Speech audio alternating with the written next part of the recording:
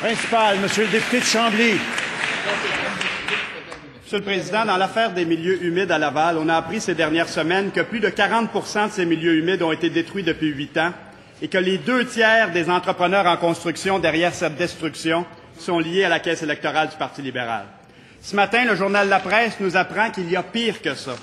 Le gouvernement libéral, au lieu de protéger les milieux humides à Laval, a plutôt protégé ceux qui les détruisent, les donateurs libéraux. Monsieur le Président, par exemple, en 2005, le ministre Thomas Mulcair avait rendu une ordonnance ministérielle pour que le promoteur du domaine Ismer, qui avait détruit légalement des milieux humides, les remette en état. Or, on a congédié Mulcair et le gouvernement libéral, une fois débarrassé de celui-ci, a ensuite concocté une entente avec le promoteur, faisant en sorte qu'il n'ait à restaurer que 6 des terres touchées. 6 Monsieur le Président. Est-ce que le ministre de l'Environnement peut nous confirmer que seulement 6 des terres qui devaient être restaurées l'ont réellement été? Monsieur le ministre de l'Environnement. Monsieur le Président, je suis d'abord surpris de voir que le député de Chambly n'a pas accepté l'offre de briefing que je lui avais faite la semaine dernière. Et il n'a même pas encore, d'ailleurs, parce qu'à l'écouter parler depuis 2 semaines, il y a des problèmes sans précédent. Il n'a pas non plus appelé l'unité anticorruption. Alors, je me pose la question sur la réelle intention du député. Maintenant, Monsieur le Président, j'ai eu l'occasion, moi, d'assister à un briefing. Et dans ce briefing, Monsieur le Président, d'abord, premièrement, on remet en question un peu le nombre, parce que 40 c'est quand même beaucoup.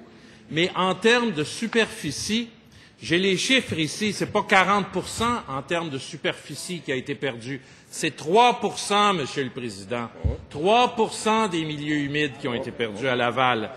D'ailleurs, la nouvelle cartographie, Monsieur le Président, de Canards Illimité le dit très bien. Il y a 1141 hectares de milieux humides à Laval et 39,6 ont été perdus et 32, Monsieur le Président, ont été compensés, soit plus de 80 En terminant. Première complémentaire, Monsieur le député de Chambly.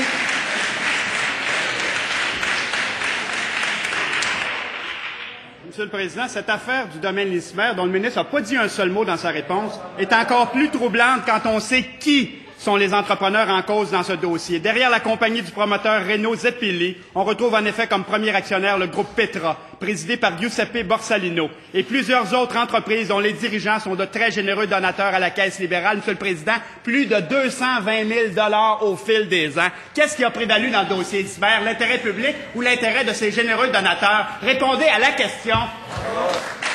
Monsieur le ministre Monsieur le leader du gouvernement.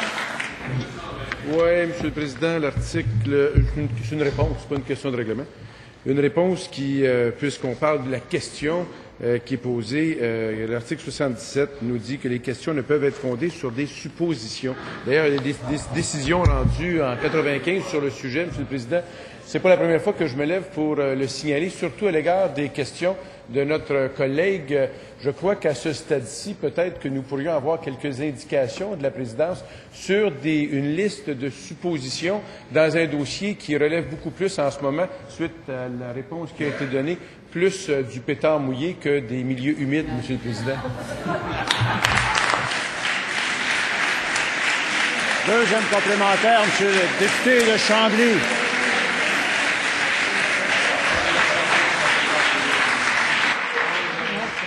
C'est vrai, Monsieur le Président, que 220 000 pour le Parti libéral, c'est de la petite bière.